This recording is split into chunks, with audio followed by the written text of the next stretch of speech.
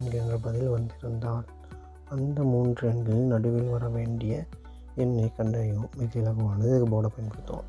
இப்போ என்ன செய்யணும் அப்படின்னா, இப்போ முதலாவது இலக்கம் எப்பவுமே 0 இருக்கும். அடுத்த இலக்கம் முதலாவது இலக்கத்தை விட ஒரு பெறுமதி கூடியதாக இருக்கும். அடுத்த இலக்கம் மூணாவது இலக்கம் முதலாவது இலக்கத்தை விட 2 பெறுமதி கூடியதாக இருக்கும். மொத்தமாக கூட்டினவற்றை விட எவ்வளோ? 54. 54லேருந்து என்ன செய்யணும் அப்படின்னா, இந்த இலக்கங்கள் இந்த 3 கூட்டுத்தொகை இருக்குது தானே, இந்த பெறுமதிகள் ஒவ்வொன்றையும் அதிகரிக்கிற பெறுமதியின் கூட்டுத்தொகையிலேருந்து கழிக்கணும். இப்போ எனக்கு பார்த்தா 3, 54 அந்த 3 கழிப்பட்டா 51. இப்போ எத்தனை இலக்கங்கள் இருக்குது? 3 இலக்கங்கள் இருக்குது. 3 இலக்கங்கள் இருக்கிறனால இந்த 51 3ஆல் வகுத்தவரை விட 17. இப்போ ஒவ்வொரு இலக்கத்தை கீழேயும் 17 போட்டேன். 17 17 17 ரைட்டா? இப்போ பாருங்கள், முதல்ல 0 17 போட்டால் 17.